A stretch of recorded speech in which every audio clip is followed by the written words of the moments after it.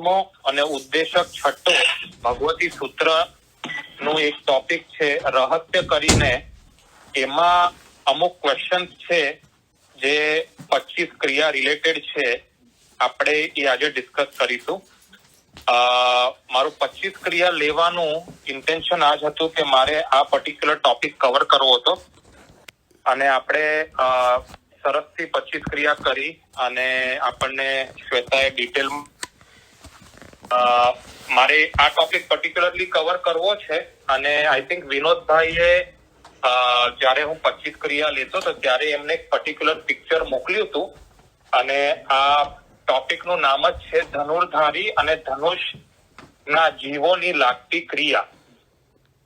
એટલે આમાં સ્પેસિફિકલી ગૌતમ સ્વામી ભગવાનને પ્રશ્ન પૂછે છે અને આપણે ડિટેલમાં હવે આ જોઈએ કે ધનુર્ધારીને, ધનુષના જીવોને, બાણના જીવોને અલગ અલગ સિનારીઓમાં કેટલી ક્રિયા લાગે છે.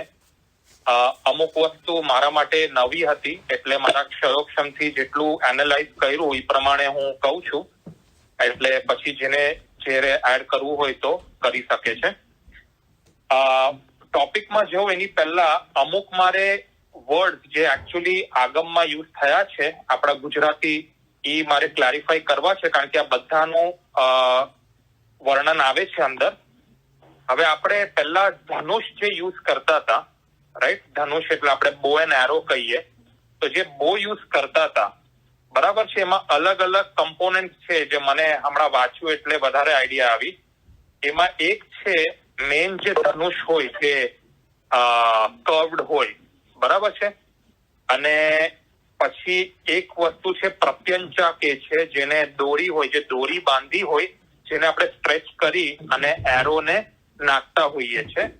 અને ત્રીજું એક આવે છે સ્નાયુ કરીને. સ્નાયુ એટલે જેનાથી તમે દોરીને બાંધો કસીને, એ બેઝિકલી એ ટાઈમમાં લેધરની એટલે કોઈ એનિમલ્સનું સ્કિનની ટિપિકલી બનતી હતી. એટલે ધનુષના 3 પાર્ટનું 3 કમ્પોનન્ટ્સનું વર્ણન છે એમાં. અને સિમિલરલી બાણ એટલે એરો જે છે એના પણ 3 કમ્પોનન્ટ્સનું વર્ણન આવે છે. અને કેમ આવે છે આપણને આગળ ખબર પડશે. એમાં મેન જે તીર કે બાણ કે એટલે જે મેન એરો હોય અને એરોનો એક મૂળ ભાગ હોય એટલે બેઝ હોય એને પત્રણા કે છે. અને ફલ કરીને હોય જે અગ્રભાગ હોય જે શાર્પ હોય છે. અને આમાં જ એરોમાં જે એમના મૂળ ભાગને પણ બાંધવામાં આવે છે એને બાણનું સ્નાયુ કે છે. એટલે સિમિલરલી જે લેધરથી બનેલું હોય એ ત્યારે એ ટાઈમમાં એવી રીતના આ યુઝ કરતા હતા. એટલે ધનુષના કમ્પોનેન્ટ, ધનુષ, પ્રત્યંચા અને સ્નાયુ, અને બાણના કમ્પોનેન્ટ જે મેન તીર કે છે, પત્રણા, ફળ અને એનું સ્નાયુ. એટલે આ બેઝિકલી બાણના અને ધનુષના કમ્પોનેન્ટ છે, બરાબર. હવે હું મેઇન ક્વેશ્ચન પર જાઉં છું. જે પહેલો ક્વેશ્ચન આ ટોપિક રિલેટેડ ગૌતમ સ્વામી ભગવાનને પૂછે છે કે કોઈ પુરુષ જ્યારે ધનુષને ગ્રહણ કરે એટલે પોતાના હાથમાં લે, બરાબર. સેકન્ડ પોઈન્ટ, બાણને ગ્રહણ કરે એટલે પછી બાણને પણ હાથમાં લે અને ધનુષની પ્રત્યંચા પર ચડાવે એટલે એને દોરી સાથે એના પર દોરી ઉપર ચડાવે. હવે પ્રત્યંચા પર ચડાવીને બાણને કાન સુધી ખેંચે. ચોથી ક્રિયા લખે છે ખેંચીને ઉચ્ચે આકાશમાં એને તીવ્ર વેગથી ફેંકે, બરાબર છે. એટલે પહેલા તો બાણ ગ્રહણ કરે, પહેલા ધનુષને ગ્રહણ કરે, પછી સેકન્ડ બાણને ગ્રહણ કરે. બાણને ગ્રહણ કરી એ ધનુષની પ્રત્યંચા ઉપર ચડાવી એને બાણને કાન સુધી ખેંચી અને ઊંચું આકાશમાં બાણને તીવ્ર વેગથી ફેંકે, બરાબર. તો જ્યારે બાણ આકાશમાં હોય અને જ્યારે એના ગતિથી જતું હોય ત્યારે એના ફ્લાઇટમાં લક્ષ્ય સુધી જતું હોય તો ઘણા બધા જીવો, અને એમાં આખું વર્ણન આવ્યું છે આપણે જે ત્રીજા પાઠમાં બોલીએ છીએ સામાયિકનું, એવા ને એવા વર્ડ યુઝ થયા છે કે જીવોનું અભિહૈયા, વત્યા, લેપ્યા, સંઘાયા, સંઘટ્યા, પર્યાવ્યા, કિલામ્યા, ઉદવ્યા, થાણાઓ ઠાણમ સંકામિયા જીવ્યાવો વવરોવ્યા. એટલા જેટલી ક્રિયાઓ થાય છે કે તમે વચ્ચે જીવોને હણો કે સંકોચી નાખો, મસળી નાખો, પરસ્પર એમને એકત્રિત કરી દો, જોરથી સ્પર્શ કરો, કષ્ટ આપો, અતિ કષ્ટ આપો, હેરાન કરો, એક સ્થાનેથી મૂકીને બીજા સ્થાને મૂકી દો અને છેલ્લે તમે જીવને મારી નાખો. બરાબર? તો આ આખા પ્રોસેસમાં જ્યારથી એમને બાણ ઉચક્યું, ધનુષ ઉચક્યું, ત્યારથી આ બધો વધ થાય છે.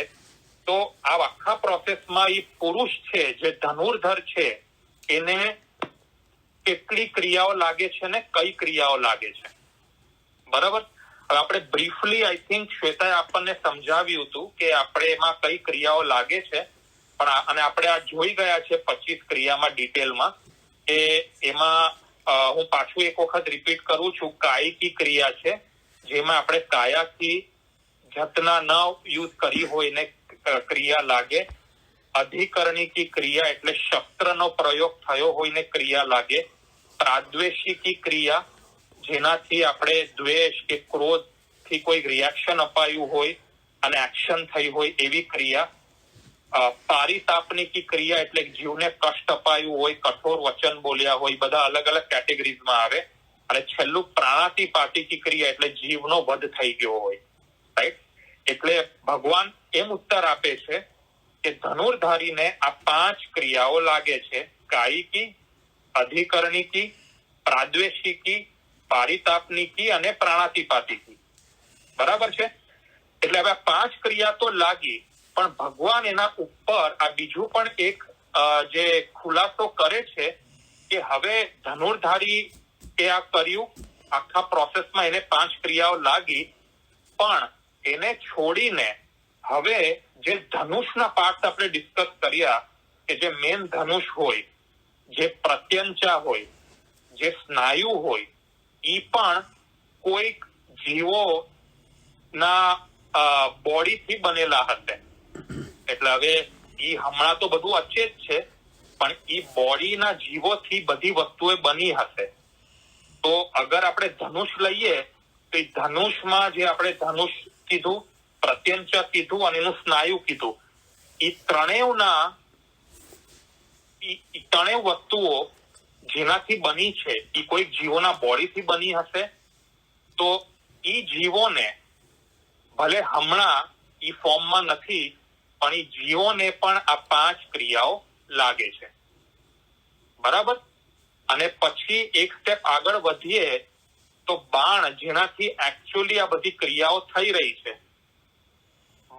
બાણ જે મેન બાણ છે, બાણનું પત્રણ છે, એનો મૂળ ભાગ છે, બાણનો અગ્ર ભાગ જે કીધો ઈ, અને બાણમાં જે સ્નાયુ વપરાયું છે ઈ ચારેય વસ્તુઓ જે જીવોના બોડીથી બની છે એ જીવોને પણ 5 ક્રિયાઓ લાગે છે. બરાબર? એટલે હવે કેમ લાગે છે એ આપણે જરાક આગળ વધીને ડિસ્કસ કરીએ, પણ બીજો ક્વેશ્ચન છે પહેલા હું ડિસ્કસ કરી લઉં. એવું છે, બીજો સિનારીઓ ગૌતમ સ્વામી પૂછે છે ભગવાનને કે હવે બાણ લક્ષ્ય સુધી તો જાય છે, બરાબર? હવે આકાશમાં તમે બાણ ફેંક્યું હોય કે આપણે નાનપણમાં ઉપર પથ્થરે ફેંકતા હોઈએ, આપણે આકાશમાં ખાલી પથ્થર ઉડાડીએ તો એક ફોર્સ સુધી જશે અને પછી એના ગ્રેવિટેશનલ ફોર્સથી કે એના વેટથી એ ઓટોમેટિકલી નીચે પણ આવશે. બરાબર? તો ગૌતમ સ્વામી ભગવાનને ઈ પ્રશ્ન પૂછે છે હવે સેકન્ડ સિનારીઓ, કે જ્યારે બાણ પોતાના ભારેપણાથી નીચે આવી રહ્યું હોય, હવે નીચે પણ આવે એટલે ગતિમાંથી ફોર્સમાં હશે, નીચે આવશે, ગ્રેવિટેશનલ ફોર્સમાં આવશે. તો એમાં આવતા એના ફ્લાઇટમાં નીચે જઈ રહ્યું છે તો એમાં કોઈ જીવ આવી ગયું વચ્ચે, કે પક્ષી આવી ગયું, કે કોઈની પણ, ત્યારે પણ આપણે આ બધી જે ક્રિયાઓની વાત કરી, અભિયા વત્યા લેશે, એ બધું ત્યારે પણ થશે. તો ઈ પ્રોસેસમાં ઈ ધનુર્ધારીને કેટલી ક્રિયાઓ લાગે છે? ઓકે, પહેલા તો થઈ ગયું જ્યારે ઈ બાણને ઉપર ફ્લાઇટમાં પોતાના હાથેથી નાખે છે, અને સેકન્ડ પછી થઈ ગયો આ બીજો સિનારિયો જ્યારે બાણ પોતાના ગ્રેવિટેશનલ ફોર્સ થી નીચે આવે છે. તો ત્યારે ભગવાન ઉત્તર આપે છે કે પુરુષને 4 ક્રિયાઓ લાગે છે. બરાબર? એટલે હવે સિનારિયો ચેન્જ છે. પુરુષ પહેલા કેસમાં ફિઝિકલી ઇન્વોલ્વ હતો. આ કેસમાં ઇવન ધો એ નિમિત્ત છે પણ એ ઇન્વોલ્વ નથી. એટલે કાયિકી લાગે ક્રિયા, અધિકરણિકી લાગે છે, પ્રાદ્વેષિકી લાગે છે, પારિતાપનિકી ક્રિયા લાગે છે. કારણ કે એ પુરુષ એમાં નિમિત્ત બન્યો છે પણ પુરુષ ફિઝિકલી જીવોને હણતો નથી. એટલે આ 5મી ક્રિયા પુરુષને લાગતી નથી. સિમિલરલી એક સ્ટેપ આગળ વધીએ કે ધનુષ છે એનું સ્નાયુ છે અને ધનુષના જેટલા કમ્પોનન્ટ છે એ લોકોને કેટલી ક્રિયા લાગે છે. તો હવે આપણે વિચારીએ કે હવે બાણ એના રીતના આવે છે તો ધનુષ હોય કે પુરુષ હોય, રાઈટ? એ લોકો ભલે નિમિત્ત છે તો પુરુષને તો 4 લાગી, પણ એ રીતના જ ધનુષ પણ ઇનડિરેક્ટલી નિમિત્ત બને છે. તો ધનુષ અને એના કમ્પોનન્ટ સ્નાયુ છે, પ્રત્યંચા છે, જે જીવોના બોડીથી બન્યું છે એ બધા જીવોને 4 ક્રિયા લાગશે: કાયિકી, અધિકરણિકી, પ્રાદ્વેષિકી ને પારિતાપનિકી. એમને પ્રાણાતિપાતિકી ક્રિયા નથી લાગતી કારણ કે એ લોકો ફિઝિકલી ઇન્વોલ્વ નથી જીવોને હણવા માટે. પણ હવે આ ત્રીજો જે વસ્તુ છે, જે બાણ છે, બાણનો સ્નાયુ, શર, પત્રણ અને સ્વર, જે બાણના કમ્પોનન્ટ છે, હવે એમને બાણ પોતાના ગ્રેવિટેશનલ ફોર્સ થી પડી રહ્યું છે નીચે.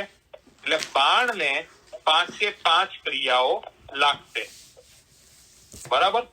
એટલે ભગવાન આ રીતના જવાબ આપે છે કે પુરુષને 4 ક્રિયાઓ લાગશે, ધનુષ અને ધનુષના જે કમ્પોનન્ટ છે એમને પણ 4 ક્રિયાઓ લાગશે, પ્રાણાતિપાતિકી ક્રિયાઓ નહીં લાગે બેઉને, પણ બાણ નીચે પોતાના ફોર્સથી આવી અને બાણ આ બધા જીવોને હણવામાં પોતે કરી રહ્યું છે. એટલે બાણ અને બાણના કમ્પોનન્ટને 5 ક્રિયા લાગશે.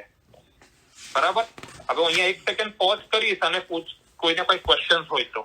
આનાથી આગળ ક્વેશ્ચન છે કે પુરુષ, એટલે આ બીજો સિનારિયો હું ડિસ્કસ કરું છું જેમાં બાણ એના લક્ષ્ય સુધી તો પહોંચી ગયું પણ હવામાં છે એટલે હવે એના ગ્રેવિટેશનલ ફોર્સ થી નીચે આવશે, એના ભારેપણાના લીધે નીચે આવશે. બરાબર? એટલે હવે આમાં જે પુરુષનું પહેલા એવું ભગવાન કહે છે કે પુરુષ જેના નિમિત્તથી આ આખો પ્રોસેસ થયો છે એ પુરુષને પણ 4 ક્રિયાઓ તો લાગશે જ: કાયિકી, અધિકરણિકી, પ્રાદ્વેષિકી અને પારિતાપનિકી. એટલે પ્રાણાતિપાત, જેનાથી હણાય, આપણે કોઈને જીવને હણીએ ને આપણને જે ક્રિયા લાગે, ખાલી ઈ ક્રિયા પુરુષને નથી લાગતી કારણ કે ઈ ડિરેક્ટલી ઇન્વોલ્વ નથી પણ ઈ નિમિત્ત બને છે. એટલે પુરુષને 4 ક્રિયા લાગે છે. પછી ધનુષ છે, પછી ધનુષનું જે કમ્પોનન્ટ છે, સ્નાયુ છે અને ધનુષની પ્રત્યંચા છે, એ ત્રણેય ધનુષના કમ્પોનન્ટ થઈ ગયા. એટલે બો થઈ ગયું. તો એ બો જેનાથી બન્યું છે, એ જે જીવોથી બન્યું છે, જીવોના બોડીથી જે બન્યું છે, તો એમને બધાને 4 ક્રિયા લાગશે. સેમ જેટલી પુરુષને લાગે છે એ જીવોને પણ 4 ક્રિયા લાગશે. પણ આમાં એક્સેપ્શન ઈ છે કે જે બાણ છે, બાણ જ નીચે આવી રહ્યું છે ફિઝિકલી, એટલે બાણ એના ફ્લાઇટમાં નીચે આવીને બધા જીવોને હણી રહ્યું છે. તો બાણ ને બાણનો જે અગ્રભાગ છે, બાણનો જે મૂળ ભાગ છે અને બાણનું જે સ્નાયુ છે, જેટલા બાણના કમ્પોનન્ટ છે એ લોકોને 5 ક્રિયા લાગશે, ઇન્ક્લુડિંગ પારિતાપનિકી ક્રિયા. કારણ કે બાણ ફિઝિકલી એ હમણાં એ ફ્લાઇટમાં નીચે આવી રહ્યું છે અને જમીન પર અથડાય એટલે જે જીવોની વિરાધના થાય એ બાણથી થઈ રહ્યું છે. એટલે બાણને 5 ક્રિયા લાગે છે. ज्यादा मैं भी समझ नहीं पा रहा हूँ, बट ये भगवान ने कहा है तो ये मैं डेफिनेटली सबको बताना चाहूंगा. This was actually very surprising to me. Okay, but we will have to get this confirm कि ऐसा क्यों है. तो एक स्टेप आगे अगर जाएंगे तो उसमें ऐसा बताते हैं भगवान कि જ્યારે જીવ જ્યારે બાણ નીચે પડતું હોય, બરાબર, એ બાણ એ ફ્લાઇટમાં પણ હોય, જ્યારે ઉપર જતું હોય, ઉપરના ડિરેક્શનમાં કે નીચેના ડિરેક્શનમાં બાણ જ્યાં પણ હોય, અને જે જીવોને ઈ સંહાર કરે, ફોર એક્ઝામ્પલ કે કોઈ પક્ષીને ટચ થઈ ગયું, ઉપર જતું હોય બાણ કે નીચે પણ બાણ જતું હોય, બરાબર. હવે પક્ષીને ટચ થયું તો પક્ષી પણ એકદમ શોકમાં આવીને પછી એકદમ હર્ટ થઈ જાય, અને પક્ષી પણ ફૂલ ફોર્સ થી નીચે આવી રહ્યું છે. ઓકે, તો આવા સિચ્યુએશનમાં જે પક્ષી છે એ પણ ફ્લાઇટમાં નીચે આવશે, અને એના ફોર્સ થી નીચે આવશે, અને જેટલું એના ફ્લાઇટમાં લેટ્સ હવામાં બધા જીવો છે અને જમીન પર અથડાય તો જમીનના જેટલા જીવોની વિરાધના થાય, તો પક્ષીને પણ પાંચેવ ક્રિયા લાગે છે. હવે સિચ્યુએશન ઈ છે કે પક્ષીને ના ખબર છે કે ઈ ઇન્વોલ્વ છે કોઈ રીતના, પણ સિન્સ પક્ષી ફિઝિકલી ઇન્વોલ્વ છે આ વિરાધનામાં, જસ્ટ બીકોઝ ઈ હર્ટ થઈ ગયું નીચે પડી રહ્યું છે, તો પક્ષીને પણ પાંચેવ ક્રિયા लागे छे. तो विनोद भाई, पक्षी का भी जो आप बता रहे थे ना, पुरुष को अगर आप साइड में रख दोगे और पक्षी की तरफ फोकस करोगे, लेट्स से बीच में पक्षी को भी लग जाता है धनुर्धारी के हिसाब से, या तो फिर वो जब बाण नीचे गिर रहा है उसके हिसाब से, अगर पक्षी को या और किसी जीव जंतु को लगता है और वो अगर नीचे आ रहा है और वो जमीन से टकराता है, तो लेट्स से वो भी उतना डिस्टेंस उसने जितना कवर किया, उसमें जो भी जीव विराधना होती है, तो वो जीव जो हर्ट हुआ है उसको भी पांचें क्रिया लगती है. Got it, right. तो भगवान ने ये हिसाब से क्लैरिफिकेशन किया है दोनों. हाँ, સાંભળો, મારે એ પૂછવું હતું કે આમાં પક્ષીનો વાંક નથી, બાણનો વાંક નથી, અને છતાં બી એમને જે આ ક્રિયા કયો કે આપણે પાપ કહીએ કે જે કહીએ, હા, એ કઈ રીતે લાગુ પડે? કારણ કે દે આર વિક્ટિમ. હવે જો અશોકભાઈ, આમાં છે ને તમારે બીજું કઈ પૂછવું છે કે should I go ahead and answer? મારે બીજો આઈ થિંક આને રિલેટેડ ક્વેશ્ચન હતો કે આપણે કહે કે બાણને ક્રિયા લાગે, રાઈટ? ખરેખર ધારો કે બાણનો સ્નાયુ છે કોઈ પણ એનિમલની સ્કિનમાંથી બનાવ્યો, તો એનિમલના આત્માને ક્રિયા લાગે કે એ એનિમલને મારીને જેને જે સ્નાયુ બહાર કાઢ્યો, રાઈટ, એ માણસને ક્રિયા લાગી રહી છે? જે પોઈન્ટ, રાઈટ?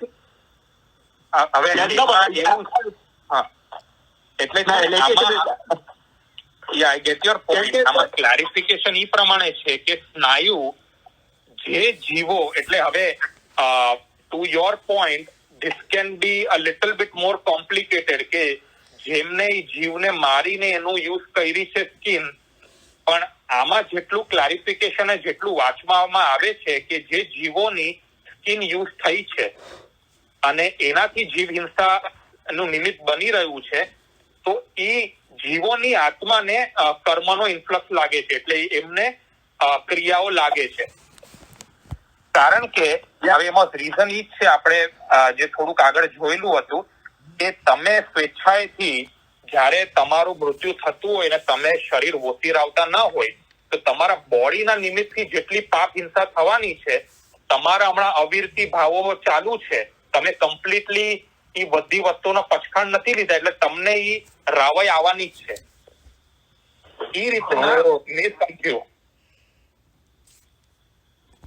વાપરવામાં આવી છે, બરાબર. હવે ઈ એક પાછો કોમ્પ્લિકેટેડ સિનારીઓ થઈ જાય. માણસને તો જે ક્રિયાઓ લાગવાની છે એ લાગવાની જ છે, પણ તમારી ચામડી યુઝ થઈ રહી છે અને તમને અવિરતીના ભાવો હમણાં ચાલુ છે, તમે બધું વોસીરાયું નથી, તો તમને પણ ક્રિયાઓ લાગે મારા હિસાબેથી.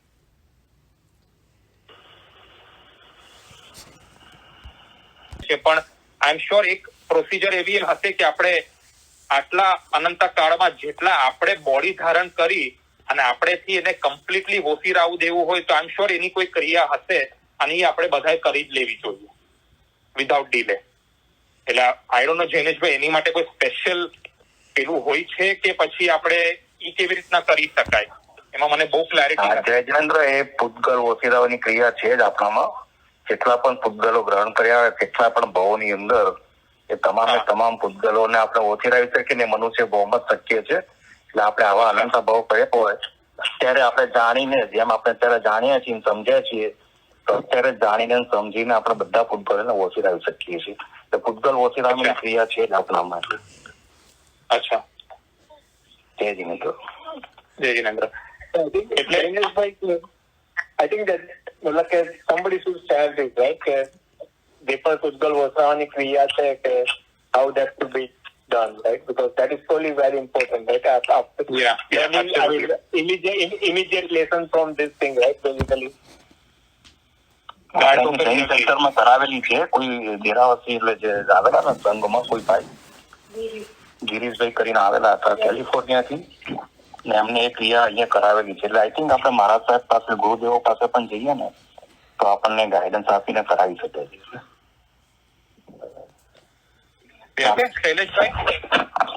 જૈન સેન્ટરમાં કોઈ ભાઈ આવેલા ગિરીશભાઈ કરીને કેલિફોર્નિયાથી, બહુ જાણકાર હતા, એટલે જૈન સેન્ટર ઓર્ગેનાઇઝ કર્યું હતું ને એમને કરાવેલી છે અહીંયા.